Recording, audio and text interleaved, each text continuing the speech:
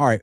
Yeah. Number 3, they definitely have to add a pass rusher. They added a bunch of defensive linemen last year, but Yep. I don't think any of them were pass rushers. Not Michael, not Alfred Collins, not CJ West.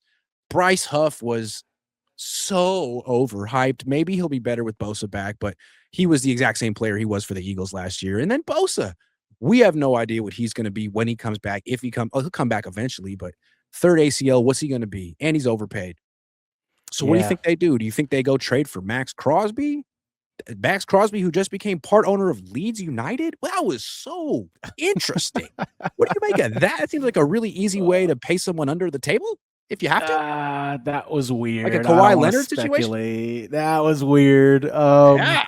I think every 49er fan would love to see Max Crosby in red and gold, no doubt about it. But we're I talking think about Max a team. Crosby would love to see Max Crosby in red and gold.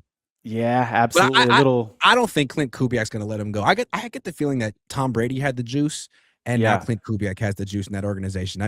God knows the things the Raiders had to promise him just to get him to sign on the dotted line.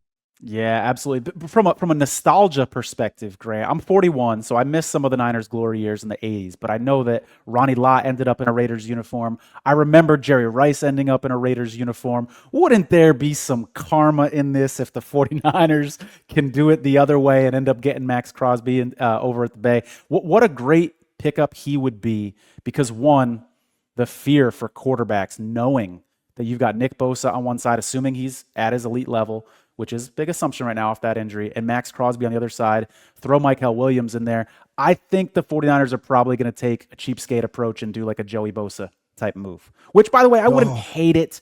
I wouldn't hate it. I don't want Joey Bosa to be the starting defensive end, but I like Joey Bosa as like a rotational guy. He's got experience. He's got playoff experience. I wouldn't mind that, but he's not the answer. Let me tell you something. From what I understand, according to sources, the Niners made him an offer last year, and it was about $9 million, from what I understand. And he signed with Buffalo for about 12. So they wanted him, but not that much. And I wonder if they will want him a little bit more now. They were so cheap last year. I mean, $3 million. That's all it took. $3 million. I'm sure they spent lots of that. Way more than that on their Leeds United product. Yeah. And I'm assuming here, he'd like to play with his brother. So you would think that his agent would go back to them and be like, hey guys, I just need $3 million more. You can assume that conversation took place, and the Niners said, nah, right. we're good. And the Niners are like, absolutely not. Parag says he's worth this. Yeah. And Joey went to Buffalo and had a good year. Solid. A lot better than Bryce Huff. Exactly. This goes back to my point at the beginning of what if the 49ers had spent a little more in free agency this season, where they almost were the number 1 seed. Maybe, I'm not going to say like bringing in Joey Bosa would have made the difference and they would have won a Super Bowl, but a couple offseason moves like that could have moved the needle for them. I so agree with you that the Niners pretty much punted on the season before it started and then gave themselves credit for making it as far as they did. But if they had just looked at 2025 differently and said, you know what, okay, we have all this dead cap and that's not ideal, but what we do have is a really easy schedule, and we still have Christian in his prime, and he's fresh coming off a year where he didn't really play, and we still have George in his prime, and if we wait another year, God knows what we're going to have from all those key players. Like, this is actually kind of, it's not the beginning of the future, it's the last dance for the most of the best players on our team. And if we have 1 or 2 really smart additions, who knows? Maybe we could, because last year ended up being the year of parity. I mean, the Seahawks had a great defense. Their offense was nothing special. It really feels like 2025 was a huge missed opportunity. I agree. And if we're trying to diagnose why they took that approach, there's some financial reasons why that we can dig into. But do you think that they maybe, especially on the defensive side of the ball, had a little bit too much faith in that they were going to be able to develop some of this younger talent quicker? I'm thinking of those defensive linemen. They assume, I mean, we can't predict injuries here, but do they assume that those guys were going to be bringing a little bit more to the team and that they were going to be having a bigger impact and they could get away with not bringing in a guy like Bosa and cutting corners in that way? It's a good question. I mean, Michael Williams was supposed to be a project as a pass rusher. Alfred Collins is supposed to be a project as a pass rusher. It kind of felt to me like Robert Saleh came here and they were like, look, man, do whatever you want with the defense. And he was thinking, how do I get out of here as fast as possible? How do I rebuild this defense as fast as possible so I can Yeah. become a head coach? Okay, I gotta at least stop the run. If I could stop the run and limit explosive plays, I can have a pretty good defense, and maybe Nick Bosa can provide the pass rush. Yeah. So, I mean, it was good for like a quick fix, but they didn't add any like cornerstone franchise players. Not Yeah. Upton Stout, not Michael Williams, not Alfred Collins. That's kind of rough. You'd Yeah. like that.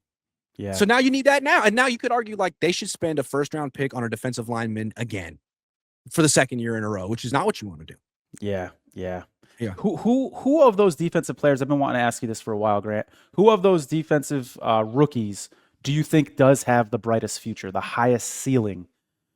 Is it Stout? Is it, I guess Michael Williams is the easy answer because he's your first round pick, but who are you most excited about developing?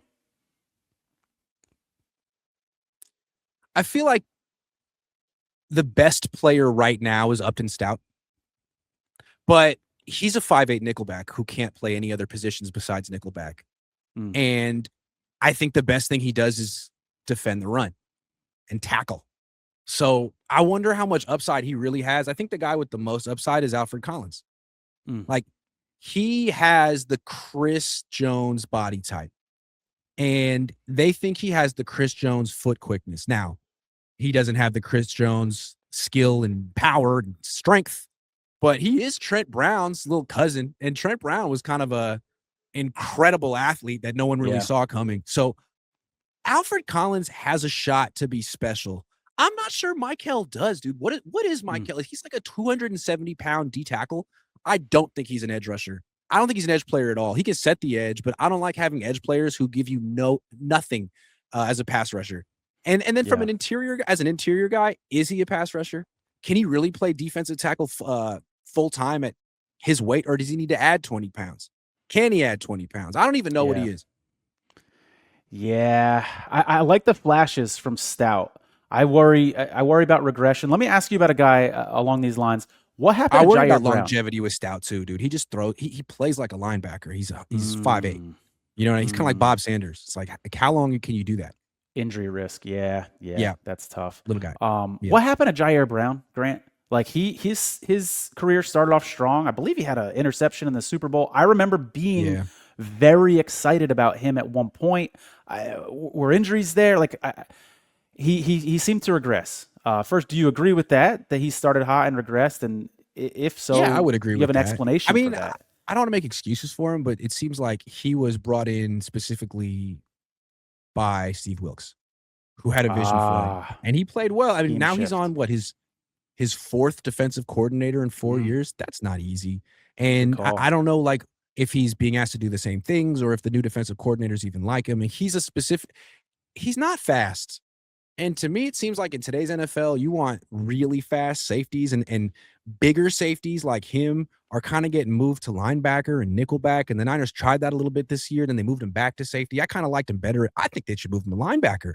I think that would be kind of interesting. But yeah, I think that the days of the 4'6" safety who, I don't know, Hufanga makes it work. Hufanga seems to play faster than his time, and he's a legit playmaker. But Yeah.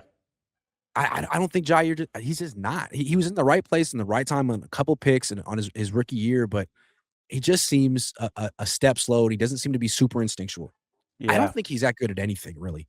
If your Unfortunately. theory is right that the scheme change had something to do with it, I'm like, trade him. Trade him Trade him while to his stock is Wilkes is. high. Trade him while Yeah. his stock is high. Don't just let him rot on your bench and like, oh man, like, yeah. I'm But not they do that all the time.